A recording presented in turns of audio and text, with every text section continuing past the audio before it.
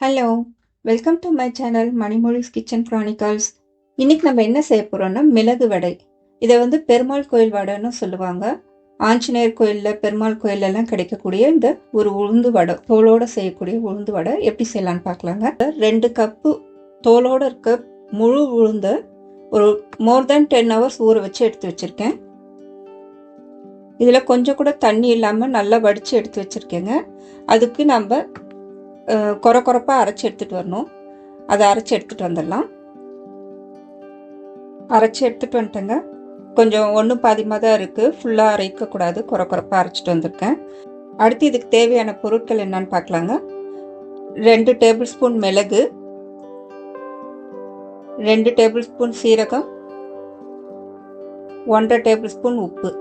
இப்போ இதெல்லாம் இந்த மாதிரி ஒரு கல்லில் போட்டு அரைச்சி இடித்து எடுத்துகிட்டு வரலாங்க. ஆனால் எனது இது கொஞ்சம் குட்டியாக இருக்கிறதுனால நான் மிக்சி ஜாரில் போட்டு கொஞ்சம் அரைச்சி எடுத்துகிட்டு வந்துடுறேன். அரைச்சிட்டு வந்துட்டேங்க. இப்போ இந்த பவுடரை இதோட சேர்த்து நல்லா மிக்ஸ் பண்ணிக்கலாம். இப்போ இதை நான் நல்லா கலந்து எடுத்துகிட்டு வந்துடுறேங்க. நான் இங்கே ஒரு பட்டர் ஷீட் வச்சுருக்கேங்க. அதில் கொஞ்சமாக எண்ணெய் சேர்த்திட்டு அதை வச்சு நம்ம மாவு நமக்கு வேண்டிய சைஸ் தட்டிக்கலாம். பட்டர் ஷீட் இல்லாதவங்க உங்ககிட்ட கவர் எதனா இருந்துச்சுன்னா கவரோ இல்லை துணி கூட ஒயிட் கலர் துணி எடுத்து வச்சு நீங்கள் சேர்த்துக்கலாம். உங்களுக்கு வேண்டிய சைஸுக்கு வேண்டிய மாதிரி பண்ணிக்கணும்.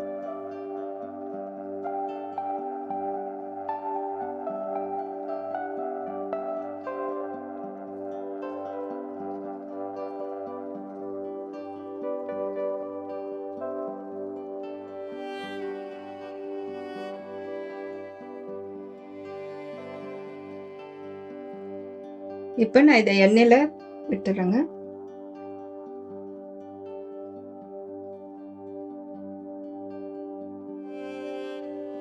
இந்த வடை வேகத்துக்கு கொஞ்சம் நேரம் எடுக்குங்க. கொஞ்சம் பொறுமையாக தான் செய்யணும்.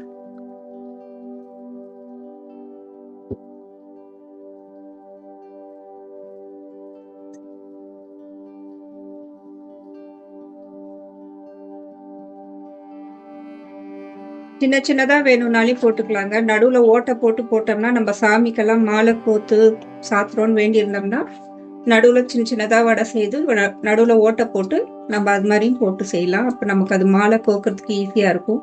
அந்த வடையும் சீக்கிரம் வேகிறதுக்கும் ஈஸியாக இருக்கும்.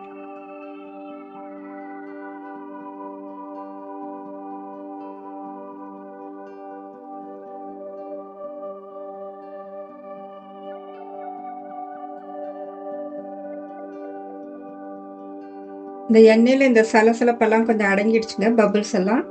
இந்த ஸ்டேஜில் அதே மாதிரி இந்த கொஞ்சம் கலர் மாதிரி ஒரு லைட் கோல்டன் ப்ரௌனிஷ் கலர் வரணும். இந்த அளவுக்கு வந்துச்சுன்னா ரெடி ஆயிடுச்சு. எடுத்துடலாம். இந்த மாதிரி இருக்கணுங்க.